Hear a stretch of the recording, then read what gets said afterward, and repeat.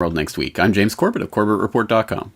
And I'm James Evan Pilato of MediaMonarchy.com. UK scientists get the go-ahead to start gene editing. But first, James, let's just talk about the freakout known as Zika.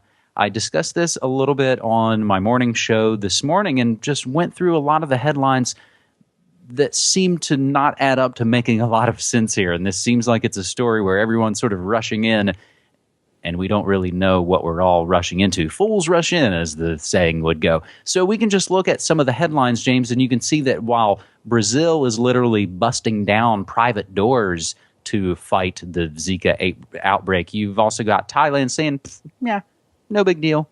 Washington Post is asking the question, why isn't Zika causing birth defects in Colombia? And you have a lot of people in the alternative media. You got John Rappaport talking about kind of the fudge numbers. And if you break this down, it's like, what, there's 17 people? What is it, 270 at most that have this virus? But you don't really hear that in the fear-mongering. You see the amazing, frightening photos of guys in jumpsuits and gas masks and haze and everything. And it looks like something out of a horror film. So even Russia Today and even our friend Claire Burnish talking about the really interesting correlation is, and I think, James, we probably talked about it here on New World Next Week, you know, those GM mosquitoes that they unleashed, you know, to fight diseases. That's the same place that seems to be the centralized location of this outbreak. And the strangest thing about it altogether, James, is it looks like the Zika virus could be purchased online from our good friends at the Rockefeller Foundation. So there's a lot of interesting, strange things going on. But one, it just looks like another pandemic freakout. James, I thought we were all going to be dead by Ebola by this time. Or was it, swine flu before that? Or any number of invented freakouts, and the big pharma companies are rushing. Don't worry, we're going to make a vaccine. No money, you know, from all your countries is too small to spend taxpayer money to try and push this forward, and martial law and all of those things. Is this turned into a big, huge conspiracy bait thing, James? It's certainly looking that way. And I mean, there's a lot of, as you say, people rushing in without perhaps due diligence. I mean, for example, the GM mosquito story is interesting. But for the record, and for what it's worth, Oxitec has pointed out that their trial field site is 400 kilometers, I think, from where the Zika strain broke out. And the strain broke out months before the GM mosquito testing started, and it's they're only GM mosquitoing males that don't bite, so they can't transfer this virus, theoretically. Again, you could say Oxitec is full of it, but I would like some proof of that. I mean, I would like something to go on to actually connect these things rather than just start speculating, because ass of you and me when we start assuming, right? And the, of course, again, I think people are going to bring up this, you know, patent thing as if it's really relevant, in the exact same way the Ebola, Ebobun or whatever was patented. And again, I think that was a false lead, a blind alley, because, yeah, lots and lots of diseases are patented. And the official reason, officially, is that they patent it so that some company can't come in and patent it and then charge people bajillions of dollars for researching on it. That's at least the official explanation. Again, maybe it's full of it, and trust me, if there is anyone who hates the Rockefeller Foundation on the planet more than I do, and everything that they represent, I'd like to meet that person.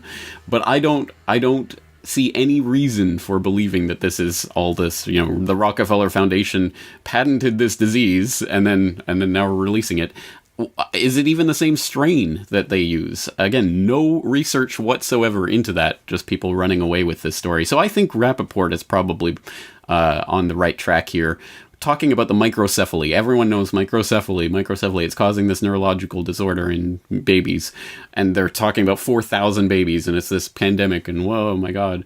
But yeah, as he breaks down the numbers, well, only 200 and some odd of them have been confirmed, and there's been no confirmation of any connection between the Zika virus and the microcephaly. They're just speculating about that connection right now, and that speculation has led to all of this.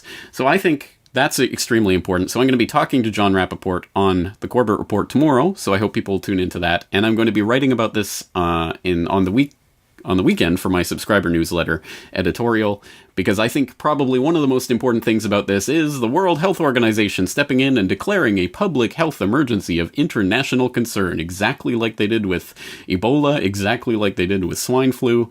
Every time there's any pretext for it, the WHO will swoop in and try to push that envelope a little further to create the space for medical martial law. So I think that's important. Again, regardless of where this is coming from, whether it's real or it's just being hyped up, regardless of who started it or whatever, the WHO is going to swoop in and try to scoop up as much power, medical martial law type powers as they can. So I think that's probably where this story is most fruitfully explored.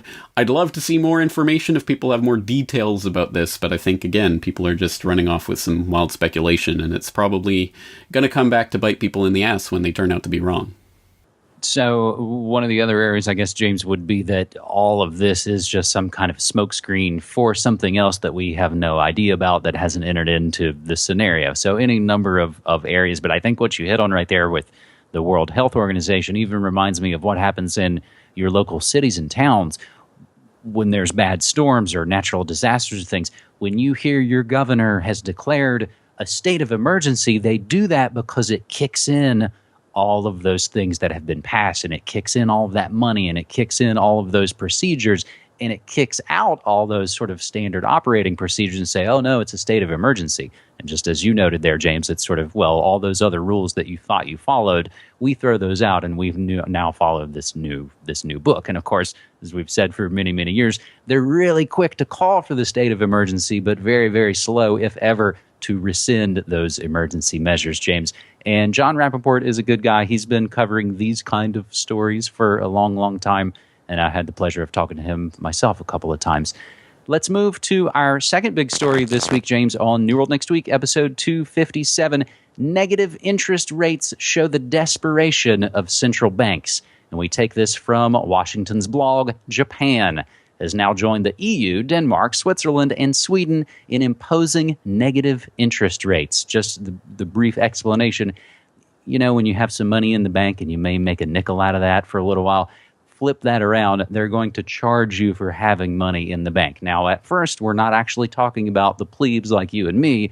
It's more for the businesses, but it'll all trickle down, if you will. So more than a fifth of the world's gross domestic product is now covered by a central bank with negative interest rates. So the Wall Street Journal notes about Japan's central bank stunning markets last Friday by setting the country's first negative interest rates in a desperate attempt to keep the economy from sliding back into the stagnation that has dogged it much for the last 2 decades. The BBC says the country is desperate to increase spending and investment. They've even been desperate to boost consumer spending for years, at one point even issuing shopping vouchers to stimulate demand, which even makes me just think of George Bush telling you to just go out there and shop. Meanwhile, the New York Times reports moving to negative rates reflects a measure of desperation on the part of the central banks. Their traditional tools largely exhausted as most countries' interest rates have been pushed to almost nothing. And Market Watch's William Watts says this might not be the sort of capitulation stock market investors were anticipating. And James, there are some other articles that speak about how this was pushed through by, and the name escapes me, I don't have it in front of me right now, but he basically is the guy who likes to pull big, shocking moves there at the Bank of Japan, I believe. They're referring to this sort of as his torpedo. And again, I don't have those notes right in front of me right now. Haruhiko Kuroda. Kuroda, yeah. So I think they're calling this like Kuroda's torpedoes, and that was a shocking move. And he enjoys doing these kind of shocking moves. So just wrapping up this piece from Washington's blog, negative interest rates will eventually come to America. Central bankers are implementing negative interest rates to force savers to buy assets so as to artificially stimulate the economy. So specifically, a negative interest rate means the central bank and perhaps private banks will charge negative interest. Instead of receiving money on deposits, depositors must pay regularly to keep their money with the bank. This is intended to incentivize banks to lend more money freely and businesses and individuals to invest, lend, and spend money rather than pay that pesky fee to keep it safe. Now, James, you've been doing a bunch of work on the war on cash, and this is happening right there in Japan. Right, and these are related concepts, the war on cash and negative interest rates, because as other people have pointed out, if they do actually pass this down to the consumer level, so they're actually charging you to park money at the bank, which they're not yet. This is still just central bank money that's being parked by banks at the central bank, but if it did filter down to consumer level, people would be taking their money out, trying to, take the cash and stuff it under a mattress, because then they wouldn't be charged for holding the money. And so if you have a cashless society, well, people can't do that. Whatever happens in the bank to your money, what can you do? You can pull it out and put it in another bank, but it's the same thing. So that's part of what this cashless society agenda is about. That's partly why central banks are going into a tizzy right now, coming out left, right, and center, talking about the end of cash. We got to get rid of cash. So that's part of that. But yes, this is an interesting move. As you say, it was a surprise, specifically because I remember reading just maybe a week before this move actually came, the Bank of Japan was saying, nope, we're not going to, no negative interest rates, no nothing like that. And then, surprise, negative interest rates.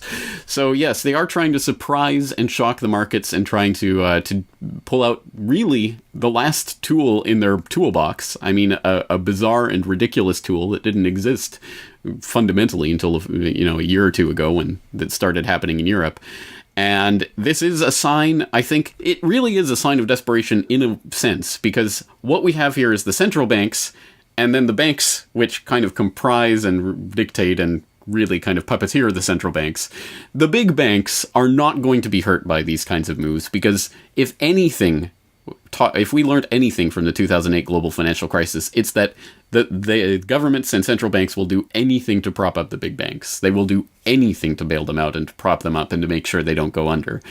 Really, this is kind of a move that is going to affect the smaller regional banks here in Japan more so than any of the big banks. And I think that's perhaps part of the agenda, consolidating control and winnowing out some of the lower hanging fruit in the banking world, and sacrificing some banks to the public interest, and for the greater interest of the banks, the bigger banks, of course. So I think that's part of the agenda that's going on here. Part of it is they've blown up this huge QE bubble over the last 7-8 years, and what are you going to do? How are you going to keep it going? What can you possibly do? Oh, okay, all right. We'll start charging people not to send this money out through the economy. So the banks will have to find more customers to lend to. They'll just have to start moving it through. I think it is a sign of desperation in a lot of ways, because they just want to keep this debt bubble growing. It's not going to, I think. I think we are reaching the limits of this, but how, when, and in what way that's going to collapse and blow up is going to be interesting to watch. And I might have a front row seat, so stay tuned. And they are basically, you ask, how's this going to look? Well, they're running simulations to see how this may look. I've got a few more headlines here. Federal Reserve testing how banks would handle negative rates. As this is Bloomberg. As interest rates turn negative around the world, the Fed's asking banks to consider the possibility of the same happening in the U.S. In its annual stress test for 2016, the Fed said it will assess the resilience of big banks to a number of possible situations, including one where the rate on the 3-month U.S. Treasury bill stays below zero for a prolonged period. So this is a little boring, but interesting to note. The severely adverse scenario is characterized by a severe global recession, accompanied by a period of heightened corporate financial stress and negative yields for short-term U.S. Treasury securities.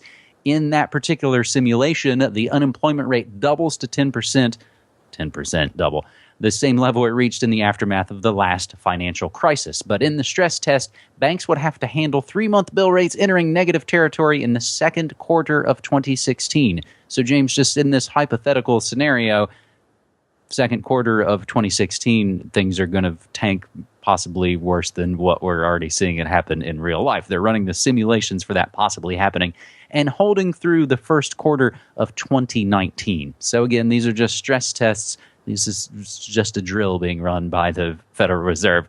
Our buddy Dan Dix actually just tweeted a few minutes before we went to air here, Canada looking at negative interest rates as well. So you've pretty much got it coming back to North America.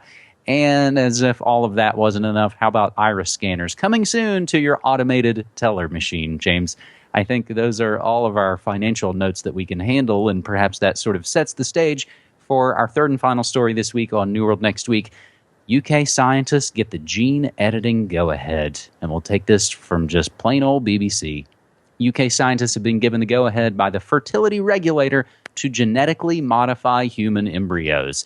It's the first time a country has considered the DNA-altering technique in embryos and approved it. The research will take place at the Francis Crick Institute in London and aims to provide a deeper understanding of the earliest moments of human life.